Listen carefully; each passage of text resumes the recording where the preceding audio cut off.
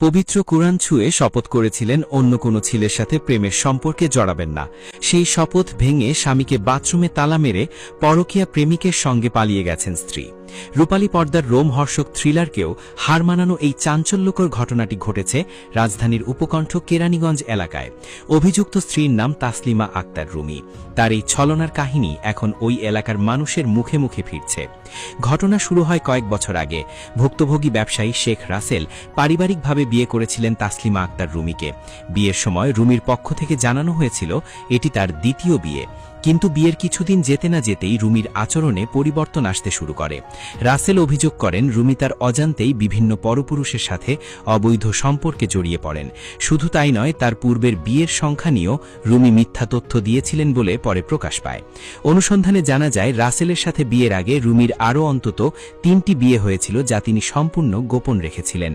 ঘটনার দিন শেখ রাসেল প্রতিদিনের মতো অফিস থেকে বাসায় ফেরেন। বাসায় ফেরার পর রুমি তাকে গোসলে যেতে বলেন।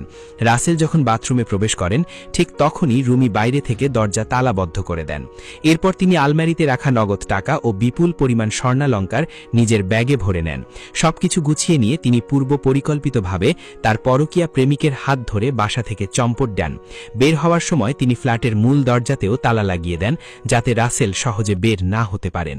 দীর্ঘ সময় বাথরুমে আটকে থাকা রাসেল যখন বুঝতে পারেন তিনি বড় কোনো পুটচালের শিকার হয়েছেন, তখন তিনি ভেন্টিলেটর দিয়ে হাত বের করে চিৎকার করতে থাকেন।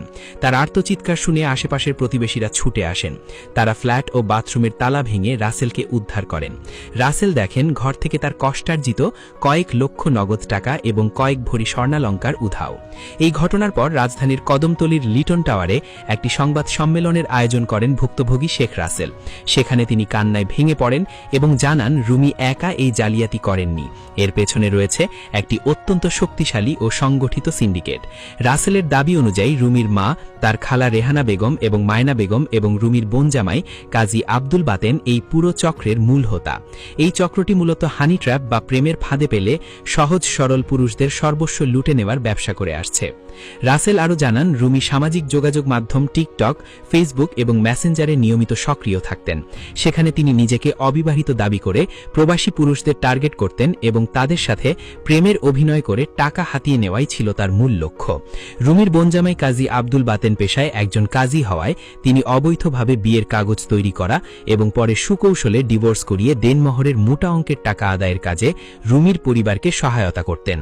উল্লেখ্য, এর আগেও একবার রুমি নিখোঁজ হয়েছিলেন। তখন শেখ রাসেল মুন্সিগঞ্জের সিরাজদি খান থানা এলাকার শেখরনগর থেকে পুলিশি সহায়তায় তাকে উদ্ধার করেছিলেন।